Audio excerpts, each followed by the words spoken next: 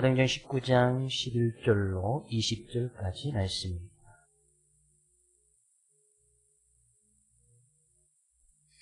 제가 한 절, 여러분이 한 절 함께 교독하겠습니다. 하나님이 바울의 손으로 놀라운 능력을 행하게 하시니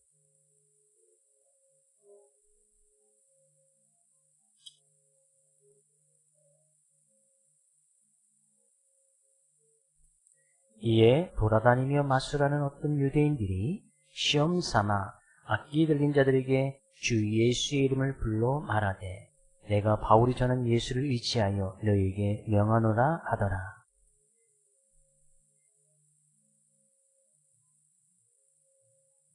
악기가 대답하여 이르되 내가 예수도 알고 바울도 알거니와 너희는 누구냐 하며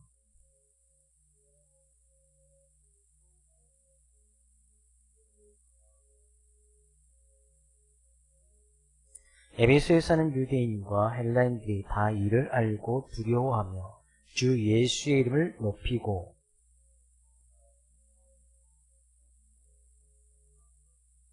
또 마술을 행하던 많은 사람이 그 책을 모아가지고 와서 모든 사람 앞에서 불사르니 그 책값을 계산한 즉 은 5만이나 되더라.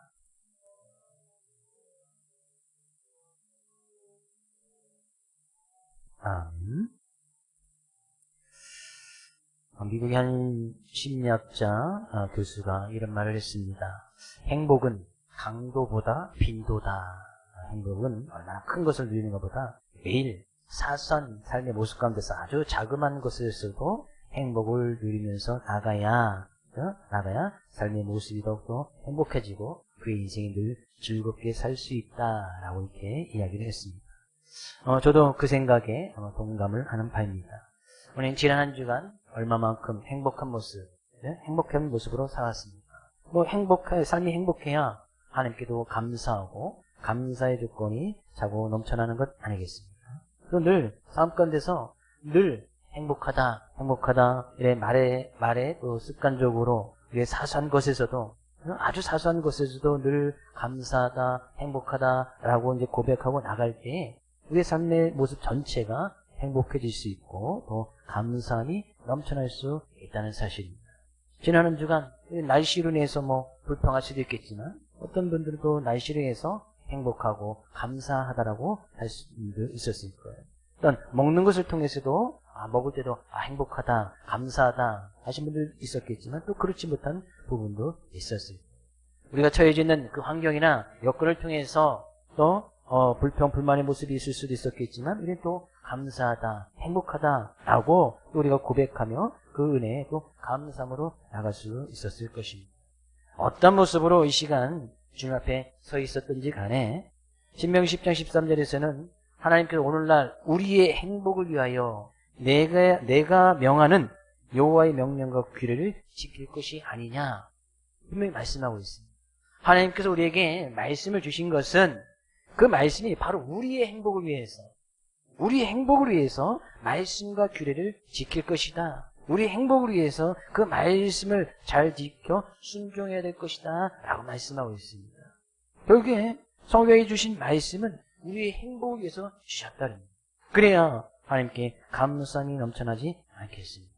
오늘도 말씀을 통하여 주님의 뜻을 잘 깨닫기를 원하고 참 행복의 모습으로 감사의 모습으로 주님 앞에 나갈 수 있는 귀한 우리 모두가 될 수 있기를 주의 이름으로 축복을 드립니다. 오늘 말씀 바울이 지금 3차 전도 여행 가운데 지금 에베소라는 지역에 와 있는 곳입니다. 그곳에서 바울이 3개월 동안 해당에서 복음을 전했고 거기서 이제 쫓겨나서 두란노 소원이라는 곳을 빌려서 그곳에서 2년 이상을 복음을 증거했을 때 최소한 2년 3개월 이상이 지났을 그때입니다. 그때 하나님께서 이제 바울을 통해서 이제 놀라운 일이 일어나게 되어지는데 11절 말씀은 이렇게 이야기를 하고 있습니다. 하나님이 바울의 손으로 놀라운 능력을 행하게 하시나니 이제 놀라운 능력이라는 것은 여기서 놀랐다는 것은 이례적인 아주 두드러진 그 이전과 다른 아주 특별한 능력 앞에서도 이제 놀라운 능력이라고 했듯이 아주 특별한 능력을 행하게 하셨다는 거예요. 그 일은 바로 무엇입니까? 12절 심지어 사람들이 바울의 몸에서 손수건이나 앞치마를 가져다가 병든 사람에게 얹으면 그 병이 떠나고 악기도 나가니라. 바울이 썼던 여기서 이제 손수건은 이제 원어적인 의미에서 바울이 이제 에베소에서도 그 이전에도 이제 바울이 천막을 제조하는 일을 하고 있었고, 또 에베소 지역에서 브리스길라 아굴라 부부를 다시 제의하면서 평상시에 그들이 이제 어떤 교회를 선교하고 섬겨 나가기 위해서 평소에 천막 제조하는 일을 했단 말이죠. 그래서 이 천막 제조를 하면서 흘리는 그 땀을 닦은 그 천조각을 이야기합니다. 땀이 흘렸을 때 닦는 말 그대로 이제 손수건, 천조각, 실제는 천조각을 이야기해요. 또 여기서 앞치마는 그 천막을 제조할 때 이제 두르던 작업용, 실제 작업용 앞가리개를 이야기합니다. 네, 그런 땀수건이나 앞가리개를 가져다가 병자에게 얹자 병이 떠나가고 귀신이 쫓겨났다. 이런 놀랍고도 이례적인 일이 일어나게 되어집니다. 네, 우리가 먼저 아주 중요한 사실을 간과하지 말아야 될 텐데 11절 말씀 분명히 이야기하고 있습니다. 하나님이 바울의 손으로 놀라운 행을 행하게 하시니. 그 일을 누가 행한 거예요? 하나님이. 주어가, 그 문장의 주어가 하나님입니다. 바울이 행한 게 아니고 하나님께서 바울의 그런 가지고 있는 아주 이제 사소한 거 하찮은 거 아니겠습니까? 남이 쓰던 손수건 앞치마를 누가 주면 그걸 가져다 쓰는 거, 그거 정말 이게 부담스럽기도 하고 거추장스럽기도 하지. 남들이 썼던 손수건 그거 가지고 내가 땀을 또 닦는다? 이거 뭐 잘 쓰지 않는 거 아니겠습니까? 근데 아주 사람들이 하찮게 여기는 그 손수건이나 앞치마를 통해서도 하나님께서 능력을 나타나게 하셨다. 바울이 가지고 있던 또 그것을 가지고 하나님 능력이 나타나게 하셨다는 얘기예요. 하나님께서 분명히 하신 거예요.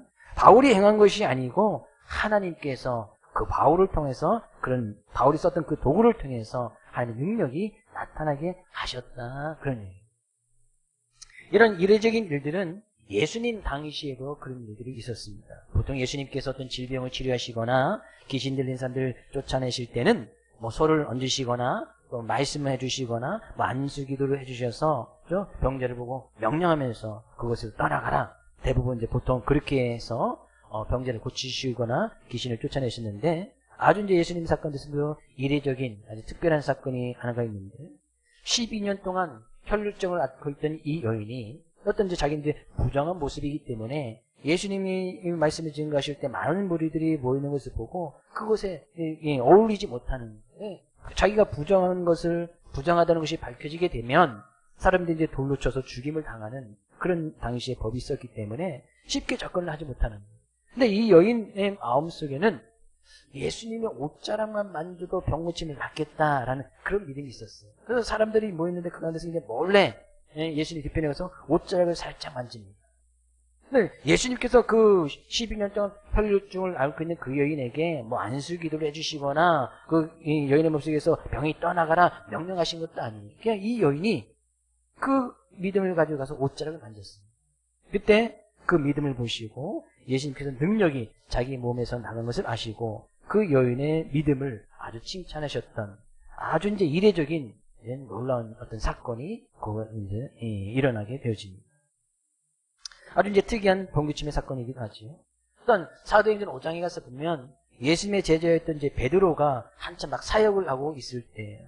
근데 이 누가복음 5장에서 보면 베드로가 지날 때에 베드로가 지나가면 이제 그림자가 비춰지지 않습니까? 근데 그 그림자가 덮어지면 사람들이 그 그림자가 덮어지면 병든 사람이 낫기도 하고 귀신 들린 사람이 그 괴로움에서 해방되기도 하는 그런 일들이 일어났어요. 베드로의 어떤 그림자가 싹 덮여질 때 그런 일들이 일어나요.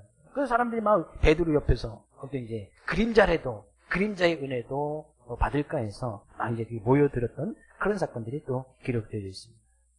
오늘 본 말씀에서도 바울의 어떤 땀수건 아주 이제 앞가리게 어떻게 보면 지극히 하찮은 것 아니겠습니까? 베드로의 그림자가 무슨 뭐 능력이 있겠어요? 예수님의 옷자락, 예수님의 그 옷자락 살짝 만졌다서 그 옷에 무슨 능력이 있겠어요? 근데 하나님께서 지금 바울의 어떤 그런 하찮은 물건은 사람들 중에 정말 하찮은 것 같지만 하나님께서 특별히 에베소 사람들을 긍휼히 여시고 불쌍히 여기셔서 바울의 그 하찮은 것들을 통해서도 하나님의 능력을 베풀어 주셔서 병이 낫고 귀신들이 쫓겨나는 분명히 이례적인 능력, 특별한 능력, 놀라운 능력인 것은 틀림이 없습니다. 그러나 분명히 말씀드렸듯이 그 능력의 주체가 하나님이심을 우리는 분명히 잊어서는 안 돼요. 바울이 행한 것이 아니고 땀쓰건 앞가리개가 행한 것이 아니고 하나님께서 했었음을 우리는 분명히 기억해야 됩니다. 하나님의 입장에서 보면 어떻게 보면 그 일들은 아무것도 아닌 거예요. 뭐 천지를 창조하신 하나님께서 뭐 손수건을 통해서 아니면 땀수건, 앞가리기를 통해서 뭐 그림자를 통해서 뭐 능력 행하신 것은 뭐 특별한 일이 아닐 수도 있지. 그러나 당시 에베소 사람들, 에베소라는 지역은 아우지 로마의 영향력이 있었기 때문에 로마 황제 신전이 있던 곳이기도 하고 또 이제 해상무역들이 있어서 경제적으로 큰 부를 누리고 있었고 많은 이방신들이 섬겼던 아주 이제 거대한 도시 중에 하나였습니다. 근데 그곳에서 하나님께서 그 많은 여전히 우상을 섬겨나가고 어떤 잘못된 사상 속에 빠져있는 그 사람들을 정말 긍휼히 여시고 불쌍히 여기시사 하나님께서 그들에게 어떤 특별한 능력을 보여주셨단 말이죠. 에베소 사람들의 입장에서 보면 정말 특별한 능력인 거예요. 자기들이 숭배하고 믿는 그런 신들을 통해서는 그런 일이 일어나지 아니했거든요. 그런데 철저하게 에베소 사람들의 입장에서 본문을 이제 기록했기 때문에 정말 놀라운 능력이다. 병도 고쳐지고 귀신도 쫓겨나는 그런 일이 일어나게 되어졌다. 그런 얘기죠. 그렇다면 우리는 그런 하나님 앞에서 그런 놀라운 능력을 행하신 하나님 앞에서 어떤 모습, 어떤 태도를 가져야 됩니까? 만약에 12년 동안 혈루증 앓던 그 여인이 그 예수님 옷자락을 만져서 병고침 받았다고 해서 그 이후에도 예수님의 옷에만 집착하는 거예요.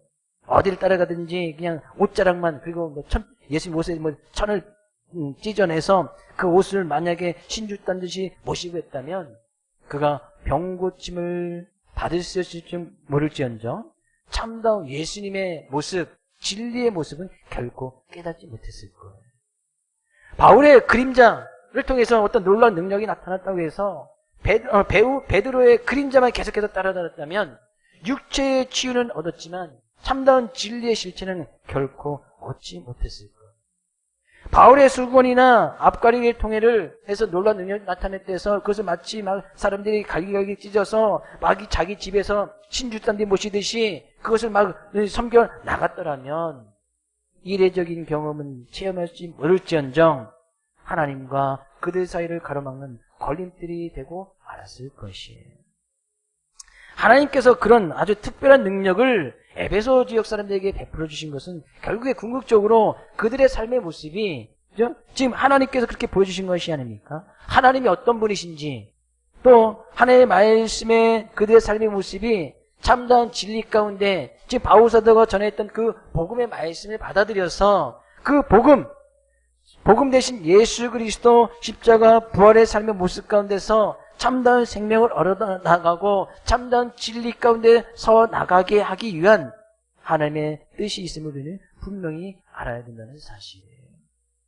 질병으로 고통당하는 사람이 하나님의 놀라운 능력으로 육체의 치유를 받는 것 정말 대단하고 어떤 귀한 일이고 소중한 일 가운데 하나님이 분명합니다. 저도 그런 점이 있기 때문에 그것을 부정하는 것은 아니에요. 근데 아무리 건강해도 세월이 지나면 육체는 또 쇠약해지고 병들게 마련이다. 육체의 건강보다 더 중요한 것은 비록 병든 몸일지언정 주님 안에서 주님의 복음의 말씀 가운데서 반듯하게 서고 그 진리의 말씀대로 사는 것이 훨씬 더 중요하다는 성경에 많은 사람들이 죄와 어둠 속에서 인생의 참 자유를 얻지 못하다가 그 복음의 말씀, 하나님의 능력의 말씀으로 반듯하게 그들의 삶이 정립되어져 가고 진리에 서나가고 참다운 생명을 얻어나가는 것, 이것보다 더 이례적인 일, 더 특별한 능력은 없다. 우리는 그런 능력을 이미 받아서 그 능력 가운데서 참다운 하나님의 자녀다운 제자다운 모습으로 살아가는 거 아니겠습니까? 그러면 우리에게 벌써 그런 특별한 능력이 임한 거예요. 아주 죽었다가 하나님의 치유의 손길로 거기서 꼭 살아나야만 하나님의 능력을 받은 것이 아니다. 내가 말씀을 통해서 죽을 수밖에 없던 우리 영혼이 새 생명의 삶의 모습을 살아가고 있다. 이거보다 더 큰 기적, 더 특별한 능력은 없다는 거예요.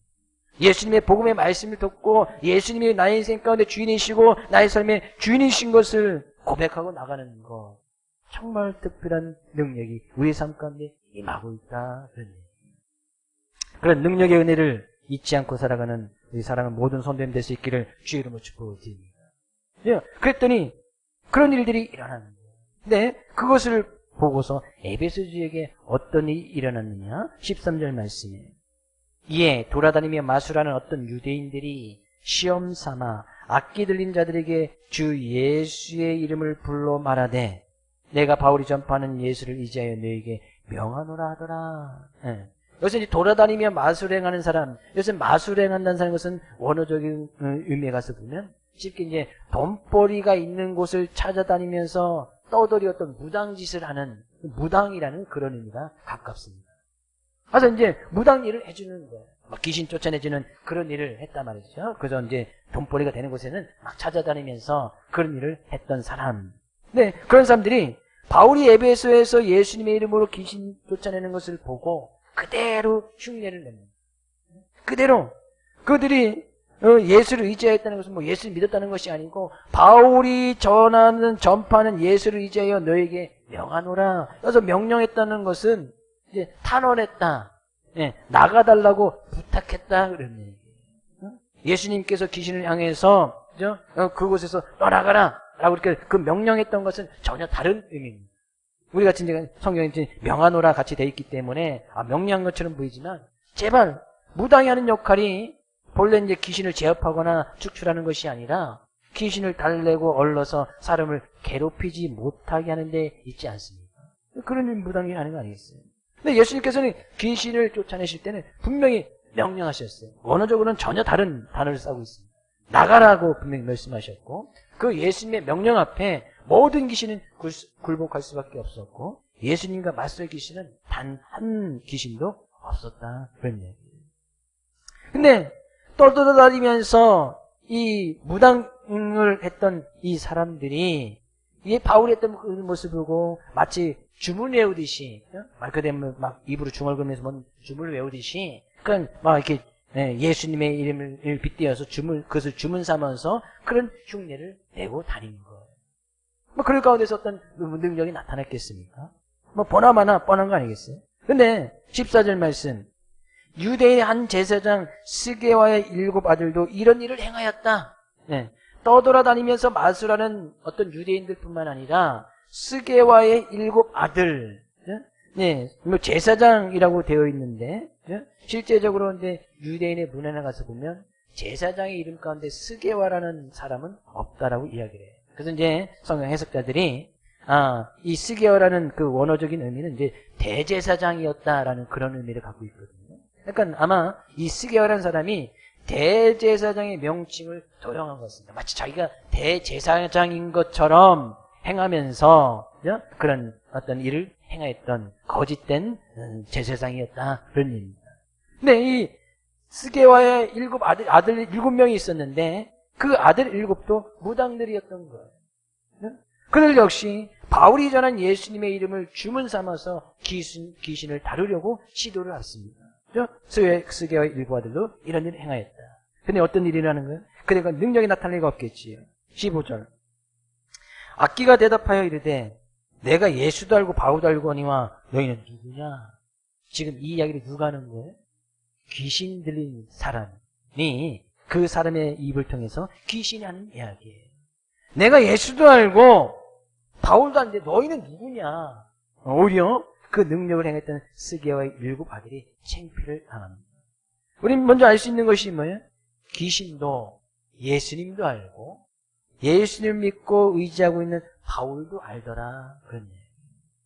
이런 고백들은 귀신들이 했던 고백들은 예수님의 사역 가운데서도 또한 바로 이제 바울이 행하였던 곳에서도 나타나고 있습니다. 마가복음 1장 23절 24절 말씀 가서 볼까요? 같이 읽어보겠습니다. 마침 그들의 회당에 더러운 귀신 들린 사람이 소리질러 이르되 나사렛 예수여 우리가 당신과 무슨 상관이 있나이까?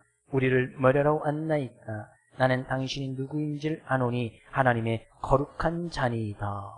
가버나움 회당에서 예수님께서 복음을 증거하실 때에 그 귀신 들린 사람이 예수님을 알아본 거예요.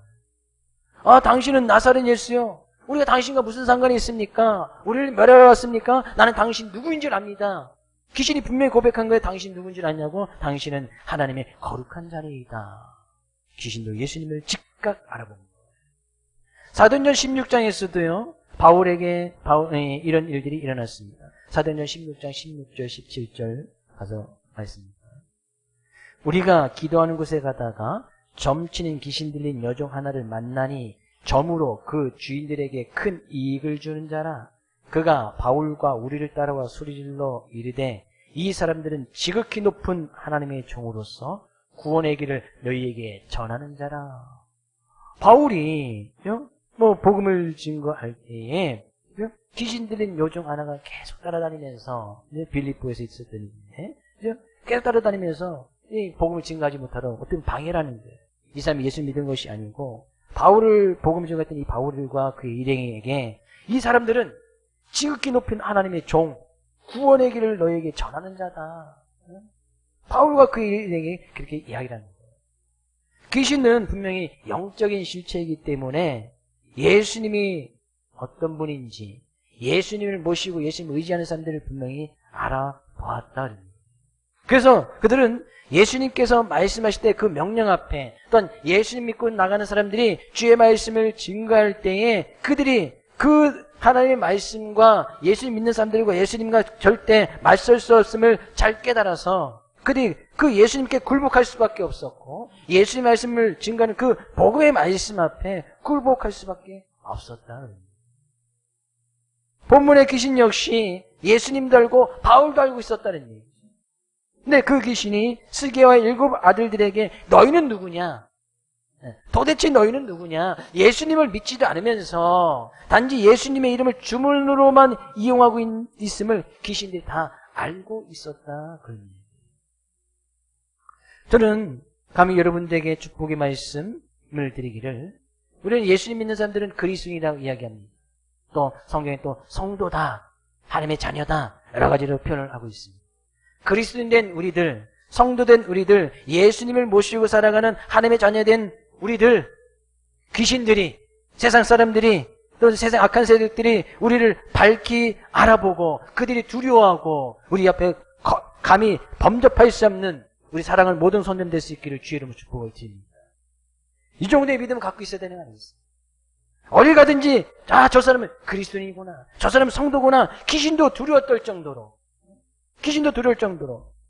실제로 보면 옛날 이락 가운데 어떤 예수 믿는 사람이 정말 자기가 예수 믿는 사람인지 아닌지 시험해보고 싶어서 이렇게 막 무당들이 타는 데 가서 직접 가보았답니다. 어떤 사람이. 근데 그 무당이 막 한참 구슬하다가 한참 구슬하는 가운데 갑자기 멈추더니만 여기 예수 믿는 사람이 있으면 좀 가라, 굿이 안 쳐진다 그러더라는 거예요. 그래서 자기가 예수 믿는 사람이구나, 예수 믿는 사람이 저 큰 시기구나 하면서 그 위에도 복음을 잘 증거했던 그런 일화들이 성경과 이런 기록 역사 가운데 또 많이 기록되어 있으니 보게 되죠. 그렇다고 해서 또 어디 타는 데 가서 직접 끼익끼익 타지 마세요. 그래서 내가 또 그 무당이 내가 갔는데 굿만 잘하더라 그러면 또 미리하면 또 시험 들 수 있으니까, 그죠? 시험 들 수 있으니까 굳이 뭐 갈 필요도 없고 굿 타는데 뭐 갈 이유가 있겠습니까? 또 무당 점집에 뭐 굳이 찾아갈 필요는 없잖아요. 물론 복음을 증거하기 위해서 찾아가는 거 괜찮습니다. 그러면 분명히 복음을 증거해 보면 아마 그들이 두려워 떠는 그런 모습이 분명히 있을 거예요. 근데 이 귀신 들린 사람이 너희는 도대체 누구냐? 예수님도 믿지도 않으면서 너 그리스도도 아니면서 흉내만 내는 예수님의 이름을 주문 삼아서 하는 너희들은 도대체 누구냐? 누구냐? 이렇게 이야기합니다. 그러면서 어떤 일이 일어나는 거예요? 16절 악기 들린 사람이 그들에게 뛰어올라 눌러 이기니 그들이 상하여 벗은 몸으로 그 집에서 도망하는지라. 우리가 상식적으로 생각해봐도 스게와의 아들은 7명 아니겠습니까? 귀신 들린 사람은 1명. 1대7로 싸워도 누가 이길 수 있는 거예요? 당연히 뭐 7명이 이기지 않겠습니까? 이 한 명이 뭐 무술이 한 20단 되는 뭐 그런 사람도 아니고 단순히 이제 귀신 들린 사람인데, 그죠? 악기 들린 사람이 그들에게 7, 8명이 뛰어올라서 눌러 이겨버렸다. 그들이 막 그 악기 들린 사람이 막 발버둥 치면서 소리를 지르면서 막 나가니까 7명이 꼼짝없이 당황하는 거예요. 그들 몸에 다 이 귀신 들린 사람이 막 어떤 얼마나 힘이 있었는지 그냥 막 그들이 몸이 막 상해지고, 막 핥혔는지 뭐 했는지, 몸도 상하고, 옷이 막 벗겨진 때는 막 그들이 집으로 급히 도망가 버린 거예요. 그들에게 능력이 나타날 리가 없겠지. 그들 통해서 귀신이 쫓겨나게 될 그런 일이 뭐가 있겠습니까? 뭐 당신이 흉내만 내는 것인데.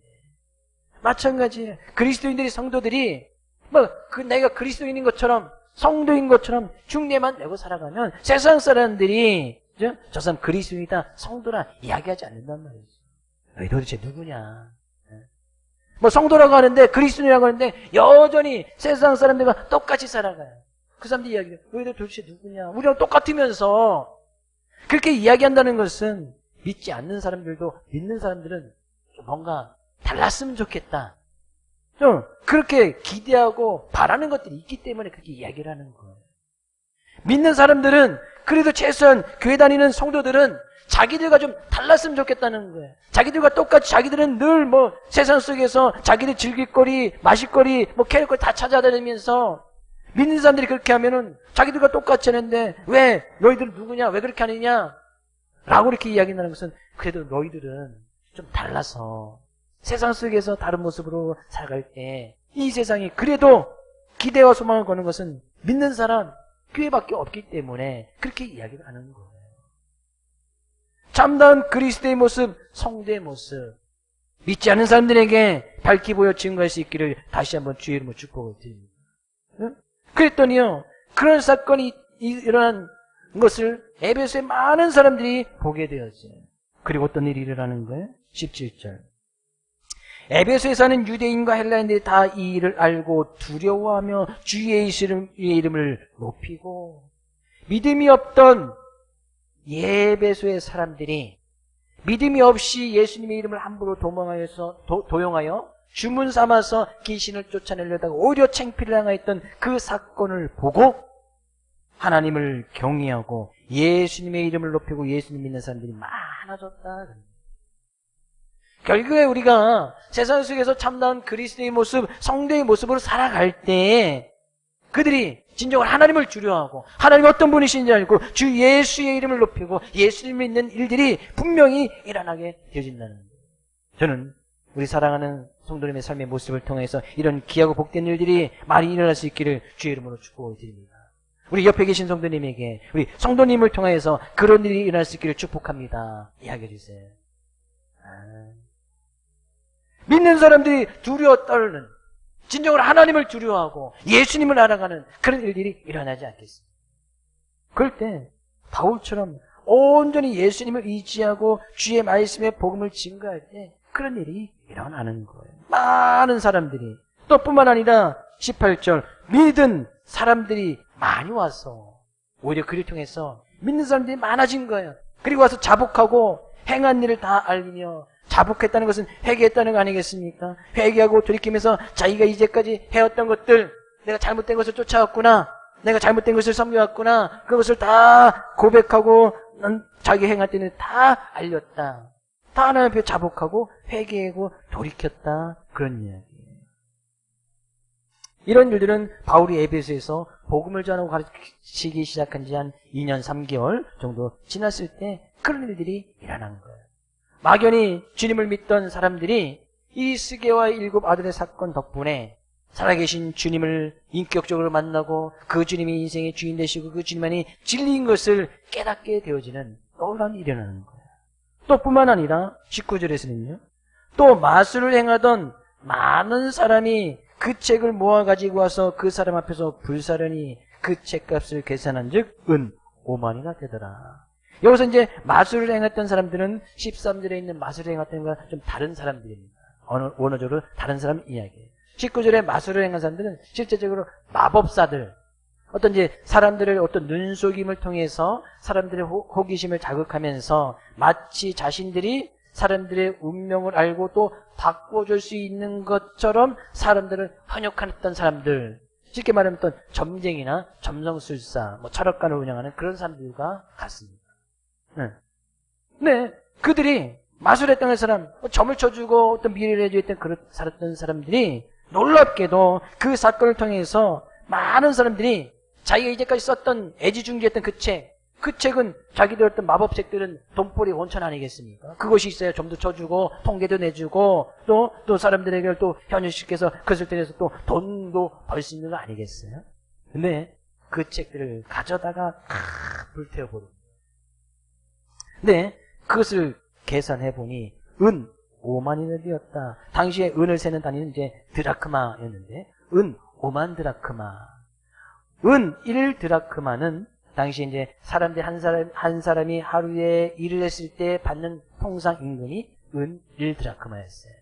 그러니까 5만 드라크마라는 것은 사람이 그럼 1년 일하면 365 드라크마 받는 거 아니겠습니까? 10년 일하면 3650 드라크마. 100년. 그래야 36,500. 예. 한 사람이 그냥 계속해서 일을 하면서 쓰지도 않고 먹지도 않고 137년을 일을 해야 모일 수 있는 금액인 거예요. 어마어마한 금액이죠. 음한 드라크마는. 그동안 당시의 사람들이 이런 마법사들, 점쟁이들에게 현혹당해서 쏟아부은 금액을 또 얼마나 많겠어요. 때마다 시마다 찾아가서 점쟁이 찾아가서 물어보고 거기다 또 돈 바치고 또 절기마다 찾아가서 또 물어보고 미리 알아보고 하면서 그런 썼던 돈들이 얼마나 많겠습니까? 몇 해 전에도 우리나라에서 이제 이런 것은 정확한 통계는 맞는지 안 맞는지 모르겠지만 이런 점쟁이들이나 무당집 철학관들에 썼던 사람들이 썼던 돈이 한 4조 원 정도 된다고 이야기해요. 4조 원. 별로 안 놀라시네. 4조 원은 우리가 상관없는 돈이니까. 그렇죠? 우리나라 사람들이 그런 곳에 썼던 돈만 한 4조 원 된대요. 4조 계산이 안 되죠. 음한 이라나 계산이 안 되는 거 아니겠어요? 근데 그 4조 원을 썼던 데는 믿지 않는 사람들만 썼을까요? 제가 점쟁이처럼 미안해 드릴까요? 올여름 물가 조심하세요.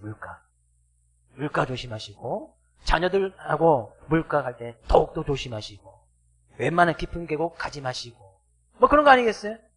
올 겨울에 눈 조심하시고 눈길에 차 운전 조심하시고 대부분 이런 통계 저한테 이제 5만 원씩 다 내세요. 5만 원씩 예언해 드렸잖아요. 두 가지 내시면 10만 원.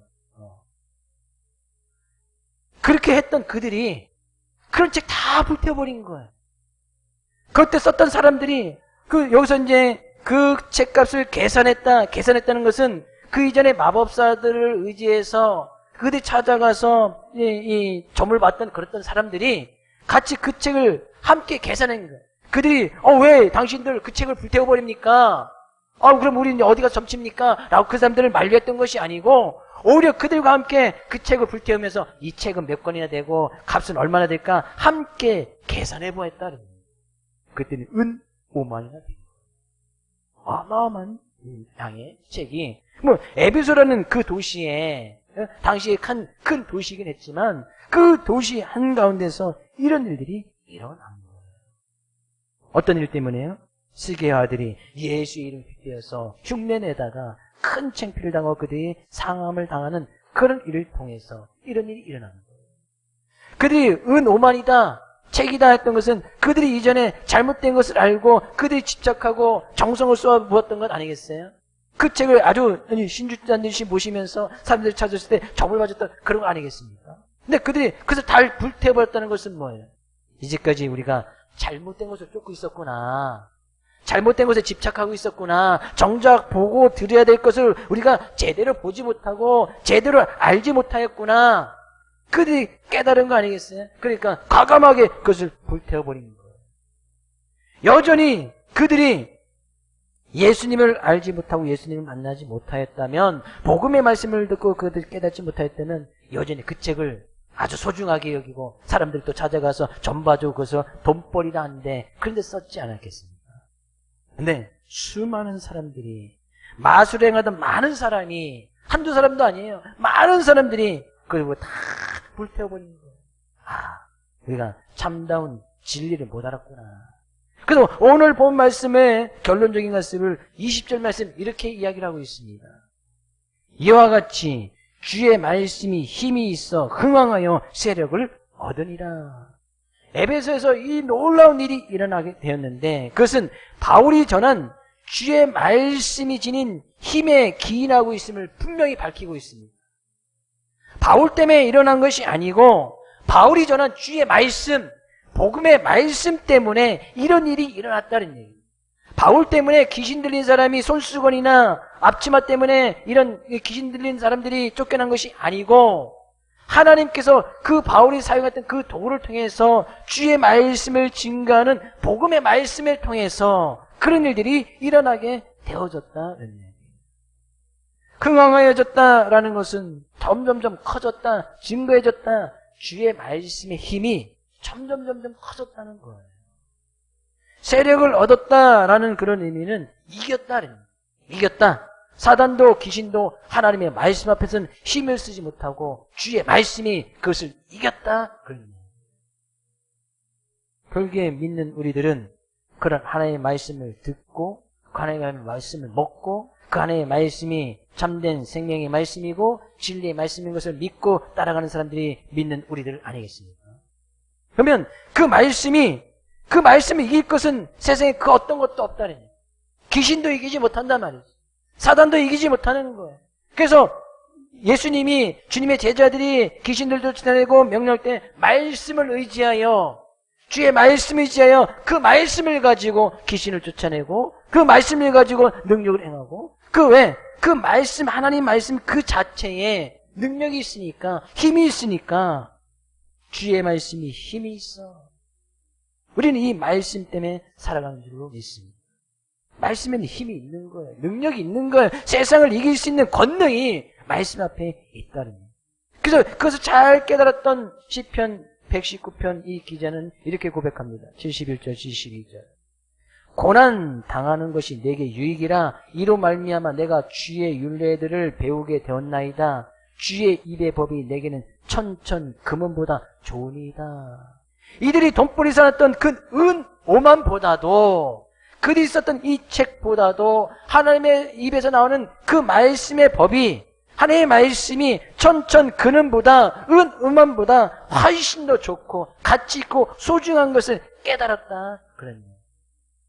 그것을 깨달았던 바울사도는 에베소에서도 그들을 방해하고 그들의 복음의 증거함에 있어서 여전히 힘들게 했던 많은 사람들에게 그의 복음의 말씀을 꾸준하게 전하고 나갔을 때 말씀이 힘이 있고 흥왕하여져서 점점 커져나가서 힘을 얻었다는 얘기죠. 우리 믿는 우리들은 이 주의 말씀 의지하여서 말씀을 의지할 때 우리의 영적인 힘이 더욱더 강성해질 줄로 믿습니다. 우리의 힘이 더욱더 흥왕해질 줄로 믿습니다. 그래서 이 말씀을 통해서 세력을 얻어서 힘을 얻어서 세상을 이긴단 말이에요. 세상의 유혹을 이긴다. 사단을 이긴다. 귀신을 이겨나간다. 그런 귀한 믿음의 모습으로 한 주간도 오늘 주의 말씀을 통하여 그 말씀을 가지고 참다운 그리스도의 모습으로 제자된 삶의 모습으로 세상 사람들에게 보여줌으로 말미암아 그들로 하여금 하나님의 말씀이 진리의 말씀이고 생명의 말씀이고 우리를 살리는 말씀이고 그 하나님을 두려워하게끔 만들고 예수님을 믿게 그 예수님을 이름을 높여 찬양하게끔 만드는 우리 사랑하는 모든 성도들 될 수 있기를 주의 이름으로 축복을 드립니다.